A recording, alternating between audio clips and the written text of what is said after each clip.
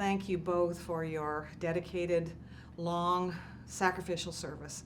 I very, very much appreciate it as a military veteran's wife and the child of a military veteran, and very much appreciate what you've done. Appreciate the kind Thank words. your family. Thank you. I have some big picture questions. First of all, what did you learn about the Afghan people, the culture, the soldiers, the military that surprised you? Their tenacity, to be honest with you, and their will to fight. Mm-hmm. That's what I learned right off the bat. Okay, so follow-up question to that. So what do they have at stake? What motivates them? Their lives, their families, their local community itself was at stake. The extremists that make up Al-Qaeda and the Taliban had been extremely brutal on the people of the North, the different ethnic minority populations, almost to the level of, not almost, but to the level of some ethnic cleansing. Yes. There was entire villages and areas. They were trying to push each other out. It just very dire circumstances, and they're fighting for their very existence. Absolutely. And you may go there and see them and get a different take than we do. They wanted a simple life, a free life, but it very, very simple, and they are absolutely fine with that. Incredible hosts. I would say, as we met different families, they have nothing.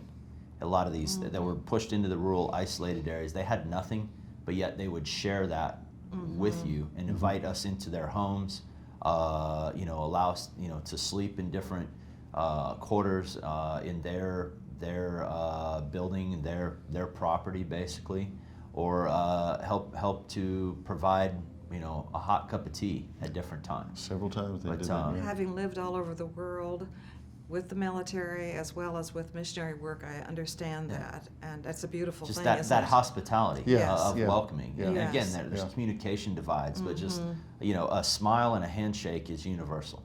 Absolutely, isn't that true? And it was honest too. Know they meant it. So that was What a very beautiful warm thing. to us. Oh, that's so lovely. So what do we have at stake in cooperating with them and helping them to persist and prevail? In 2001, we had at stake, most certainly, we do not want, or our mission rather, was to remove this area that had become a refuge for terrorists that had hijacked their country, basically, had taken over their government, had been very brutal on its own population. But in that aspect, it became a breeding ground for an open area for Al-Qaeda and these extremist organizations, because there's other splinter organizations as well, that it was an area that allowed them to exist and train and prepare and plan to conduct operations internationally around the world. And in the 16 years since, they have evolved.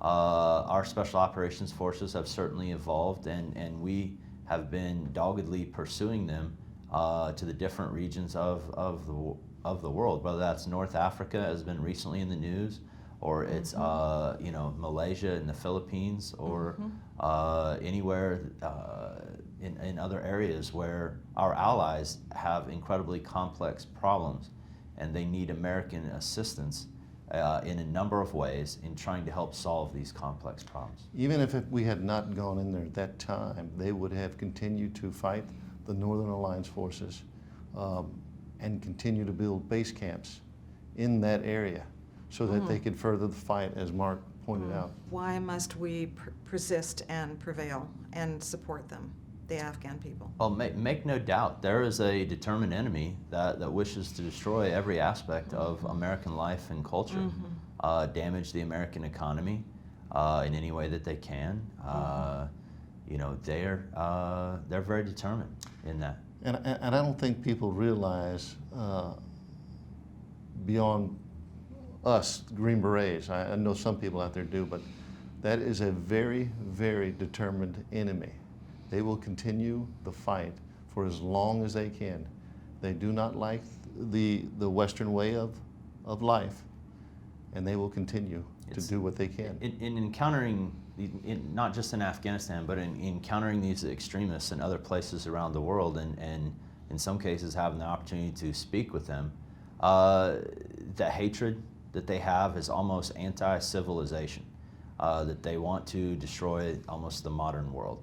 And in my opinion, this isn't really about religion, it's about good versus evil.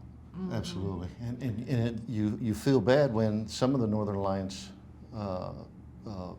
populace out there do reach out and try to help us and then pay the price later, just Right. as it happened in Iraq and other places as well.